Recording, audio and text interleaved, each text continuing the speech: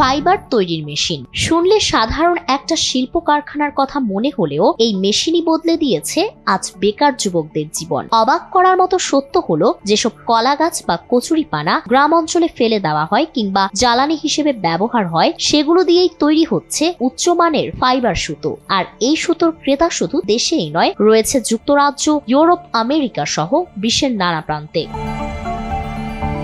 বেকারত্ব গোচাতে একসময় দিশেহারা ছিলেন হাফিজুর। ফেসবুকে একটি ভিডিও দেখে মাথায় আসে নতুন ধারণা, অল্প পুঁজিতে উদ্যোক্তা হওয়ার স্বপ্ন। এরপর মাত্র 60,000 টাকায় তিনি কিনে নেন ফাইবার তৈরির একটি মেশিন। এলাকার পরিত্যক্ত কলা গাছ সংগ্রহ করে শুরু করেন সুতো তৈরির কাজ।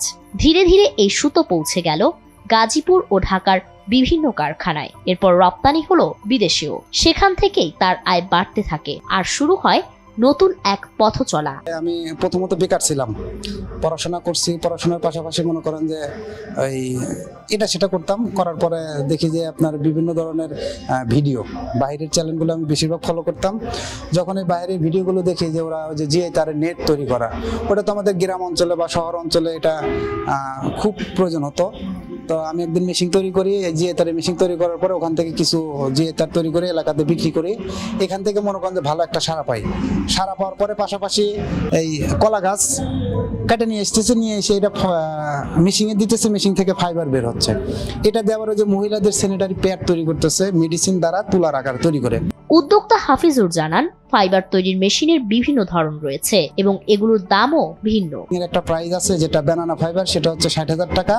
আর যেটা হচ্ছে আপনার আনারস আর কচুরি কলা, এটা হচ্ছে 1,20,000। শুধু কলা গাছ নয়, কলা থেকে সফল হওয়ার পর আনারসের পাতা ও কচুরিপানা দিয়েও তৈরি শুরু করেন ফাইবার সুতো। এখানেও তিনি সফল হন। বর্তমানে সারা দেশে তার বিক্রি হওয়া মেশিনের সংখ্যা 166-টিরও বেশি। কিনা আপনি যেহেতু কলাটা করছেন, আপনি এটাও পারবেন, তো এটা চেষ্টা করে এটাও এর সাথে জয়েন করছি। বর্তমান সারা বাংলাদেশে প্রায় 186 বা 76টার মতো মেশিন আমার বর্তমান আছে। হাফিজুরের কাছ থেকে মেশিন কিনে অনেকেই এখন নিজের ঘরে বা ছোট কারখানায় সুতো তৈরি করছেন, আবার সেই সুতো বিক্রি করছেন হাফিজুরের কাছেই। ফলে তৈরি হয়েছে আয় ও কর্মসংস্থানের একটি টেকসই চক্র। মেশিন দেখি, কথা বলি, পরে মেশিনে অর্ডার দিয়ে আসি, দিয়ে আসার পরে 1 সপ্তাহের ভিতরে মেশিন চলে আসে। এখন মেশিন নিয়ে আসছি, আমি মেশিন নিয়ে কাজ করতেছি। ঠিক আছে, পার ডে আমার প্রতিদিন 8 কেজি প্লাস করতে পারি, চেষ্টা করি। বেশি হবে যদি আমি একটু টাইম বেশি লাগাই, তাহলে বেশি করা যাবে, সম্ভব। ঠিক আছে, আমি মালটা আবার বিক্রি করি হাফিজুল ভাইয়ের কাছে। এক সময় যাদের স্থায়ী কোনো আয়ের পথ ছিল না, সেই সব বেকার যুবক আজ হাফিজুরের সহযোগিতায় হয়ে উঠেছেন স্বাবলম্বী। এলাকা জুড়ে তাই দেখা যায় মানুষের আগ্রহ। কেউ দেখতে আসে মেশিন, কেউ বিস্ময়ে তাকিয়ে থাকে ফেলে দেওয়া কলা গাছ থেকে তৈরি সুতোর দিকে। অনেকদিন যাবৎ বেকার ছিলাম, তো ইউটিউব দেখার পরে দেখতে পেলাম যে কচুরিপানা থেকে সুতা হয়। তো দেখার পরে একদিন হাফিজ ভাইয়ের কাছে গেলাম, গিয়ে মেশিন দেখে আসলাম, দেখা তারপরে যে মেশিনটা নিলাম। তো এখন এটা দিয়ে সুতা তৈরি করতেছি।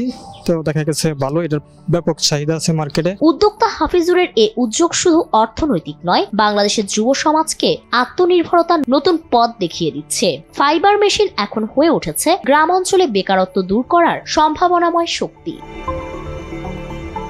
ফারিন রহমান প্রীতি, NPB।